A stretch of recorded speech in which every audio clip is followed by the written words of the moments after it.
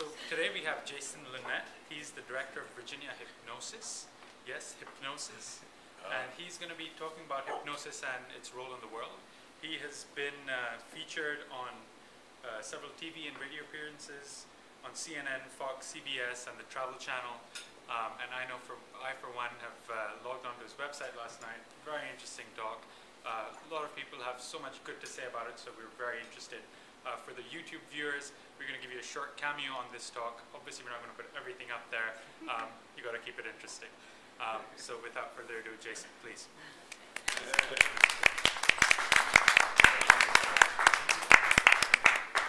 Well, great. Thank you all so much for being so welcoming today. Let's pass the thank you on to Ashley as well. That's who I was in contact with in order to start this. Again, my name is Jason Linett, and I'm a hypnotist. And you're all making eye contact. You're going to be wonderful today. There's sometimes that I say that, and then no one wants to look at me.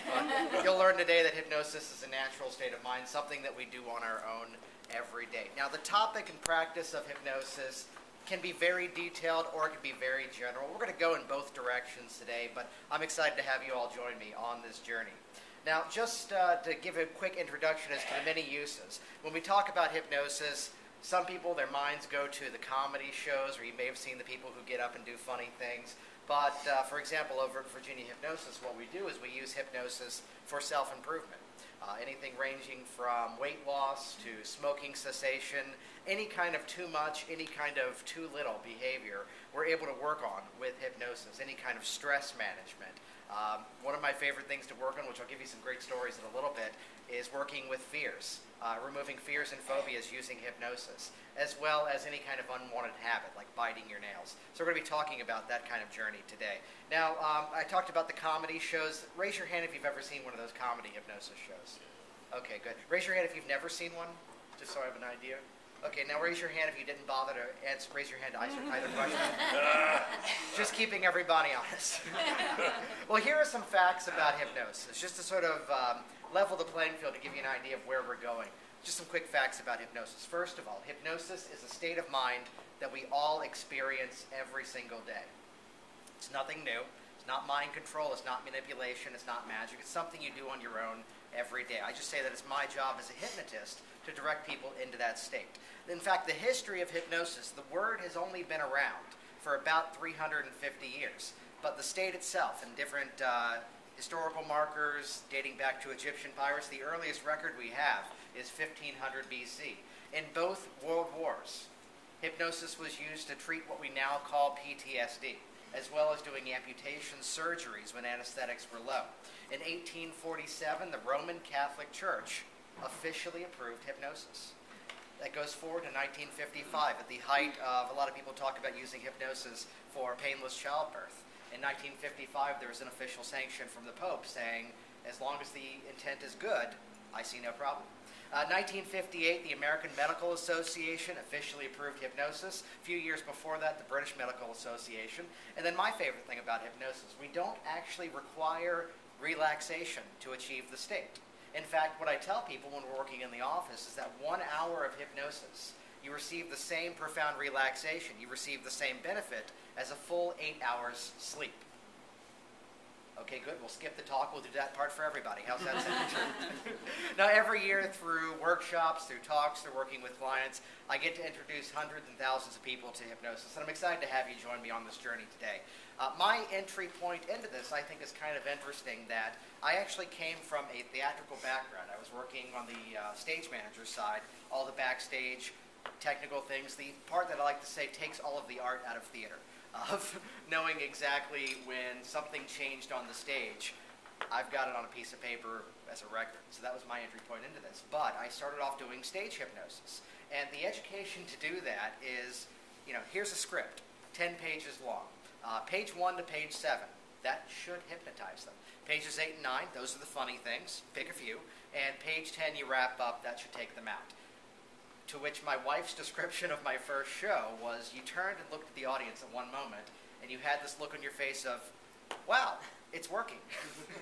You can't really practice this stuff without the people, so that was my first time hypnotizing people. So I had this understanding that more was going on than I understood. So from there, I went off and I did a hypnotherapy education, and ever since then, I've kept up a balance of doing the both. So the obvious question that people come up to me with is, what is hypnosis? And the answer is, it's not an evil tool. It's not something that we use to manipulate people. It's actually a 100% consensual state, which we'll go into more detail later on. But in fact, hypnosis is a natural state that we all experience every day. I'll give you some examples. How many of you have had the experience recently, a while ago, of, let's say you're at home, maybe at work, you're working on something, watching TV, reading a book, working on a computer, and you realize you've lost track of time and realize it's a few hours later. Who's done that before? Great. Or you're working on something and someone comes into the room and you haven't noticed they walked in. It just sort of startles you. That's a state of hypnosis. Or how about this? Have you ever been driving somewhere? Listening to me? I know, already. Don't get a ride home with this guy. No. You've been driving somewhere thinking about everything other than driving and realize your exit's a few miles behind you, or all of a sudden, my favorite, oh, I'm home. And don't remember the drive. Some people call that highway hypnosis. That's a state of mind that we go into all the time. And those are natural instances of hypnosis. I say that it's my job as a hypnotist to direct people into that state and then do the work that they want to do. So hypnosis is a state of mind where intense, focused concentration eliminates distractions from the outside world. So the subconscious mind that opens wide and accepts suggestions. Now, when we talk about the mind, the quick overview of the model of the mind, we talk about the conscious mind and the subconscious mind. Your conscious mind is basically everything you're actively doing right now.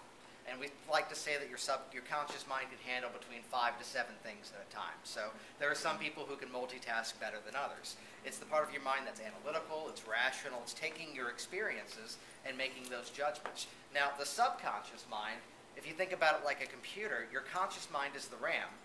Your subconscious mind is that hard drive. All the permanent memory is on that hard drive, all the permanent memories within the subconscious mind. So we can access memories, we can access emotions, beliefs, feelings, habits. So for instance, somebody who's smoking, it may be that conscious activity to reach for the cigarette sometimes, but for the most part that's become a subconscious activity.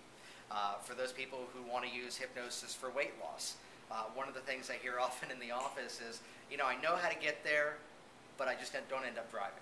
I had a client about 2 weeks ago that said something that for those of you who have businesses of your own, sometimes your clients say things that you think, oh, I wish I thought of that. That he said, you helped me deliver a message to my mind that I've been trying to put in there for 15 years.